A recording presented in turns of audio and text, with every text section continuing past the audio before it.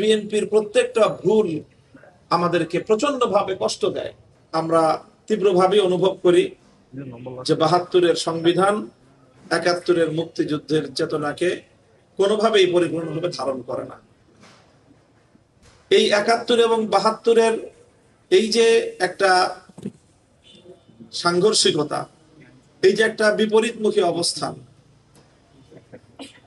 বাংলাদেশের রাজনীতির জায়গা থেকে দীর্ঘ সময় ধরেই এই কথাটা বলার চেষ্টা করা হয়েছে এবং ৭২ই ৭১ এই কথাটাকেই প্রতিষ্ঠিত করার জন্য বিগত ৫০ বছর ধরে আওয়ামী লীগের রাজনীতি হয়েছে। ৭২ যে পরিপূর্ণ ৭১ না, ৭১-এর জায়গা থেকে ৭২-এর যে বিচ্যুতি ছিল সেই জায়গাগুলোকে চিহ্নিত করার জন্য অনেকেই কাজ করেছেন। শহীদ প্রেসিডেন্ট জিয়াউর রহমান অবশ্যই তার মধ্যে অন্যতম একজন। সেই ৭২-এর মাধ্যমে ৭১-এর মূল চেতনার যে বিচ্যুতির জায়গাগুলো ছিল সেটাই ৫০ বছর ধরে বাংলাদেশে একটা লড়াই সংগ্রামের মধ্য দিয়ে অগ্রসর হয়েছে। ২৪-এর যে গণ অভ্যুত্থান হয়েছে, আমি মনে করি ২৪-এর এই অভ্যুত্থানের মাধ্যমে ৭১-এর মূল চেতনা থেকে বাংলাদেশকে ৭২-এর মাধ্যমে যে বিচ্যুতিটা ঘটানো হয়েছিল, ২৪-এর বিপ্লব হয়েছে সেই বিচ্যুতিকে সংশোধন করার জন্য।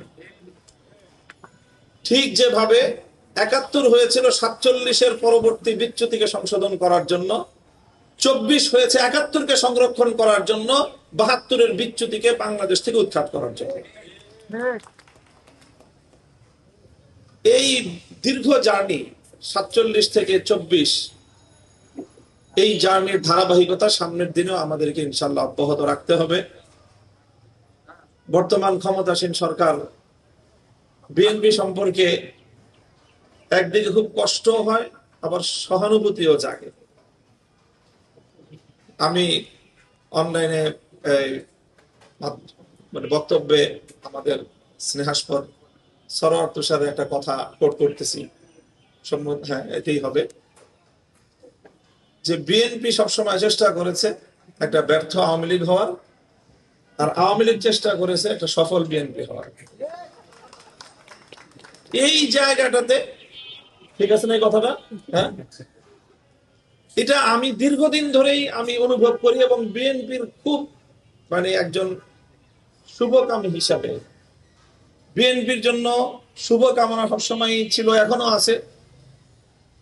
এবং এক ধরনের আমাদের অসহায়ত্বের জায়গা থেকেও ছিল, কারণ শহীদ প্রেসিডেন্ট জিয়াউর রহমান এবং জিয়াউর রহমান সাহেবের শাহাদাতের পরবর্তী সময়ে বেগম জিয়ার যে ভূমিকা, সেই ভূমিকার কারণে আমরা সবসময় মনে করতে হয়েছে আমাদেরকে এই যে আওয়ামী লীগের বাংলাদেশের যে মূল ট্র্যাক থেকে বিচ্যুত করে আধিপত্যবাদের গোলামীর বাংলাদেশ গড়বার যে অব্যাহত প্রচেষ্টা, সেই প্রচেষ্টার বিরুদ্ধে জিয়াউর রহমান সাহেব এবং বেগম খালেদা জিয়ার নেতৃত্বে যে সংগ্রামটা হয়েছে, সেই জায়গাটায় যখনই কোনো ধরনের দুর্বলতা তৈরি হয় অথবা তারা পরাজিত হয়, তো তখন শুধু বিএনপি পরাজিত হয় না, পরাজিত হয়ে যাই আমরা এন্টি ভারতীয় এবং এন্টি আওয়ামী শক্তি, আমরা সবাই পরাজিত হয়ে যাই। এই জন্য আমরা সবসময় বিএনপির বিচ্যুতিতে বিএনপি যতটা না ক্ষতিগ্রস্ত হয়েছে, আমরা তার চেয়ে বেশি ক্ষতিগ্রস্ত হই। বিএনপির ভুল সিদ্ধান্তের সাফার যতটা না বিএনপিকে করতে হয়, তার চেয়ে বেশি সাফার করি আমরা। এই জন্য বিএনপির প্রত্যেকটা ভুল আমাদেরকে প্রচন্ড ভাবে কষ্ট দেয়।